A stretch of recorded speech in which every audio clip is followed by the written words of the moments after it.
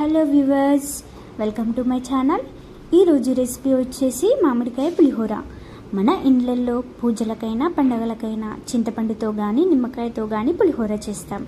అలా కాకుండా ఇప్పుడు సమ్మర్ సీజన్ కదండి, మామిడికాయలు చాలా ఉంటాయి. అందుకని ఒకసారి పచ్చి మామిడికాయతో ఇలా ఒకసారి ట్రై చేసి చూడండి, చాలా రుచిగా ఉంటుంది. ఇప్పుడు మామిడికాయ పులిహోర ఎలా చేయాలో చూద్దాం. మామిడికాయ పులిహోరకి కావాల్సినవి మామిడికాయలు. నేనైతే 2 మామిడికాయలు తీసుకున్నాను. మామిడికాయ పులుపు ఎక్కువగా ఉంటే 1 తీసుకోండి. మామిడికాయ పైన పీల్ తీసేసి తురుముకొని పక్కన ఉంచండి. ఇప్పుడు ప్యాన్లోకి 2 పావుల నూనె వేసి వేడి చేయండి. నూనె వేడయ్యాక అందులోకి 2 టేబుల్ స్పూన్స్ పల్లీలు వేసి కొంచెం ఫ్రై చేయండి. అవి బ్రౌన్ కలర్లో వచ్చాక అందులోకి 2 టేబుల్ స్పూన్స్ శనగపప్పు, అలాగే 2 టేబుల్ స్పూన్ మినపప్పు వేసి ఫ్రై చేయండి. ఇవి ఫ్రై అయ్యాక అందులోకి 1 టేబుల్ స్పూన్ జీలకర్ర, 1 టేబుల్ స్పూన్ ఆవాలు వేసి ఫ్రై చేసుకుందాం.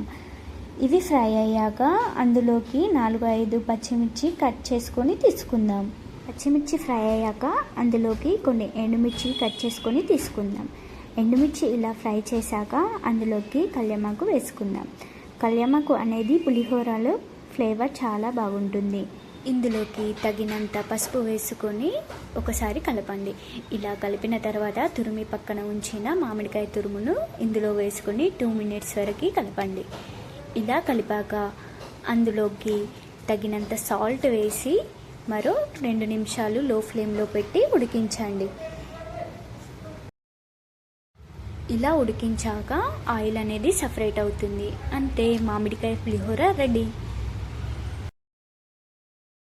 ఇలాంటి రెసిపీస్ కోసం మన ఛానల్ని సబ్స్క్రైబ్ చేసుకోండి. Thank you for watching.